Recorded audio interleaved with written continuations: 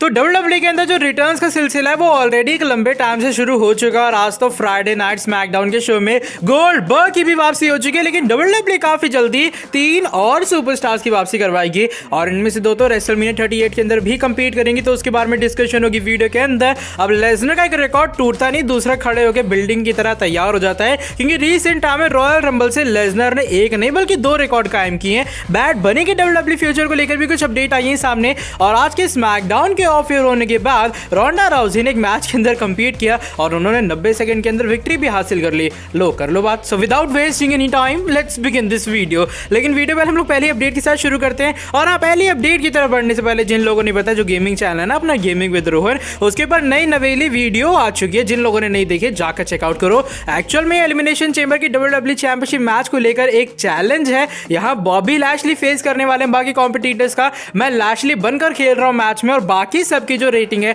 वो 100 है और मेरी जो नॉर्मल रेटिंग है लैशली की वो होगी। मजेदार गेम प्ले मेरी सस्ती कमेंट्री के साथ। मैं अभी तक चेकआउट नहीं किया, लिंक डिस्क्रिप्शन के अंदर है। क्या कर रहे हो, जाके चेकआउट करो। अब बात करते हैं आज की हमारी पहली न्यूज के बारे में। ये डब्ल्यूडब्ल्यूई की सऊदी अरेबिया की डील के बारे में जुड़ी है। हम जानते हैं जो डब्ल्यूडब्ल्यूई का एलिमिनेशन चेंबर 2022 का शो है वो इस साल होने वाला है सऊदी अरेबिया के अंदर। लेकिन रीसेंट टाइम में लग ऐसा रहा है कि डब्ल्यूडब्ल्यूई एक और इवेंट प्लान कर रही है इसी साल, वो भी सऊदी अरेबिया में। अब काफी लोग खुश होते हैं सऊदी अरेबिया के अंदर डब्ल्यूडब्ल्यूई के पेपर व्यूज होते हैं, लेकिन यूएसए अमेरिका के अंदर जो मजा आता है मेरे हिसाब से उतना मजा सऊदी अरेबिया में आता नहीं है। कभी कभार ये होता है क्राउड भैया पूरा डल फंस जाता है, वहां पे कोई रिएक्शन ही नहीं होता है। लेकिन इस बार का जो क्राउड था वो तो एकदम क्रेजी था। हर मैच के स्टार्ट होने से पहले दिस इज ऑसम के चैंट्स लगने स्टार्ट हो रहे थे। तो इस बार का जो मेरे हिसाब से क्राउड आया था ना पिछली बार वाला जो कि सऊदी अरेबिया का लास्ट विजिट था वो काफी एनर्जेटिक टाइप था और मेरे हिसाब से इस बार भी अगर ऐसा होता है तो एलिमिनेशन चेंबर के अंदर और मजा आएगा। और निक खान बताते भैया किस तरीके से उनकी जो सऊदी अरेबिया की पूरी डील है डब्ल्यूडब्ल्यूई के साथ में वो एक स्काई रॉकेट बूस्टर की तरह की। जैसी सऊदी अरेबिया की डील आती है डब्ल्यूडब्ल्यूई के पास पैसे ही पैसा हो जाता है और आने वाले मंथ के अंदर वो एनालाइज करने वाले हैं। और मे बी जस्ट वो हिंट देते हैं कि आने वाले टाइम में डब्ल्यूडब्ल्यूई इस साल में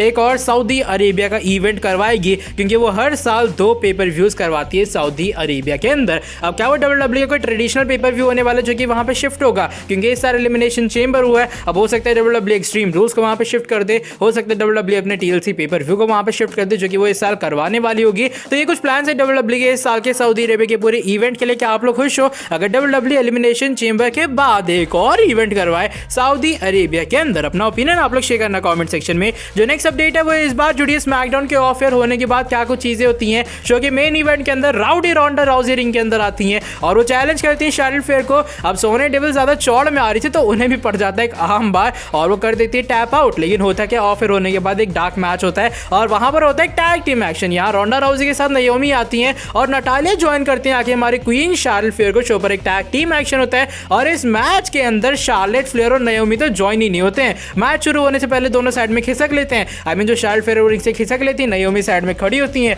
मैच की घंटी बजती है। रोंडा राउजी 90 सेकंड के अंदर उनकी फॉर्मर बेस्ट फ्रेंड नटालिया को टैप आउट करवा देती हैं और रोंडा राउजी की विक्ट्री हो जाती है इस मैच के अंदर एकदम इजी वाले वे में। मतलब बेचारी ऑडियंस सोच रही होगी मैंने गला फाड़ के चिल्लाया रोंडा राउजी जीतेगी।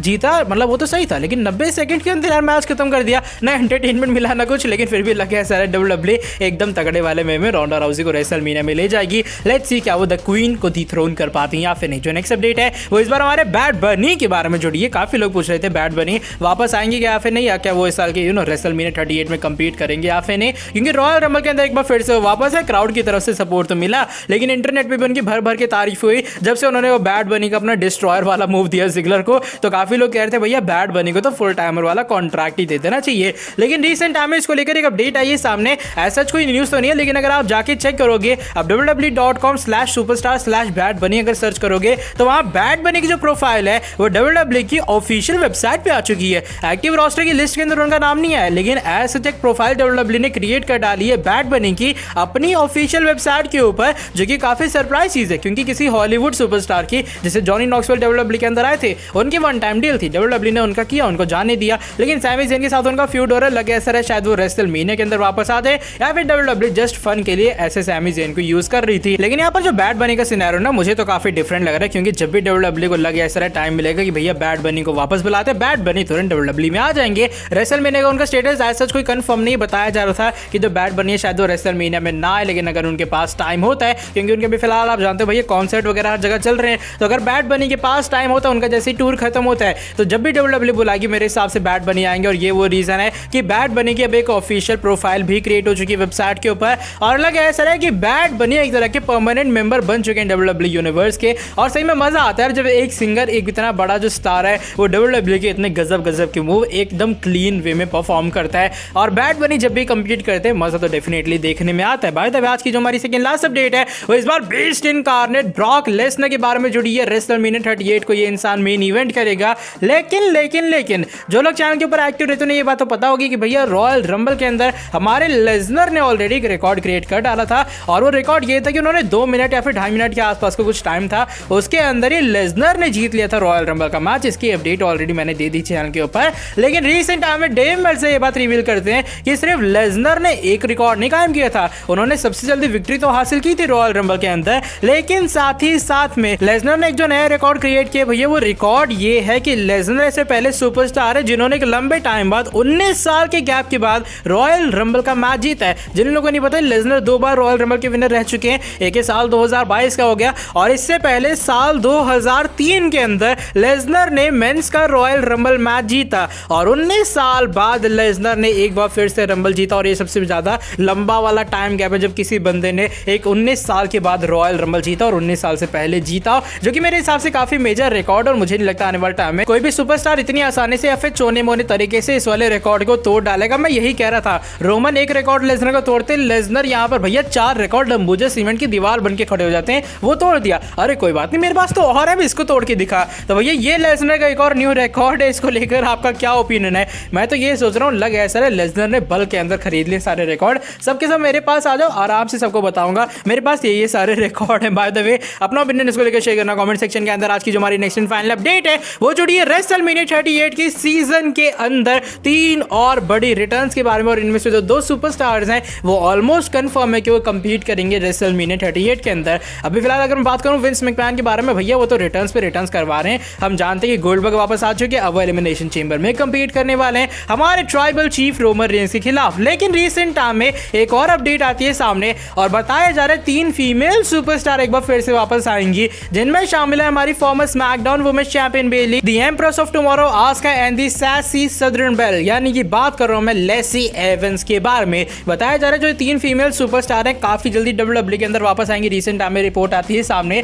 और रेसलमेनिया 38 के लिए ऑलमोस्ट लॉक बताया जा रहा है आस्का और बेली को। हो सकता है जो लेसी एवंस से रेसलमेनिया से पहले आ जाए इन दोनों के साथ में, वरना जो लेसी एवंस है और रेसलमेनिया के काफी जल्दी बाद हमें वापस आते हुए नजर आएंगे, यानी कि उनका भी फिलहाल कोई एग्जैक्ट टाइम पीरियड नहीं है वो रेसलमेनिया से पहले होगा या फिर रेसलमेनिया के बाद होने वाला है, लेकिन उनकी भी काफी जल्दी वापसी होगी। हमने देखा भी था रिसेंट टाइम में लेसी एवंस अपने वर्कआउट की जो वीडियोस और फोटोज हैं वो शेयर कर रही थी, उससे तो साफ बात पता लग रही थी भैया लेसी एवंस पूरी तरीके से रेडी है। अब उनके रिटर्न कब होने वाले है उसका जैसा मैंने कहा वो एग्जैक्ट टाइम पीरियड तो नहीं है। लेकिन बात करते हैं आस्का और बेली के बारे में। आस्का और बेली का सीन ये बताया जा रहा है कि भैया WWE कह रही है ये दोनों सुपरस्टार्स रेडी हैं, बस स्टोरी लाइन तैयार रखो, इनकी तुरंत वापसी हो जाएगी अपनी ब्रांड्स के अंदर। और रेसलमेनिया 38 के अंदर बताया जा रहा है कि ये दोनों फीमेल सुपरस्टार्स डेफिनेटली कंपीट हमें करती हुई नजर आएंगी। अब बेली का कौन सा मैच होने वाला है, आस्का का कौन सा मैच होने वाला है ये बात कंफर्म नहीं है, लेकिन ये 3 फीमेल सुपरस्टार WWE के अंदर काफी जल्दी वापस आएंगी और मेरे हिसाब से WWE को भी फिलहाल अपने रोस्टर के अंदर एक थोड़ी स्टार पावर की डेफिनेटली जरूरत है। आस्का वापस आएंगी, काफी अच्छी चीज होने वाले, काफी अच्छी तगड़ी फाइटर भी हैं।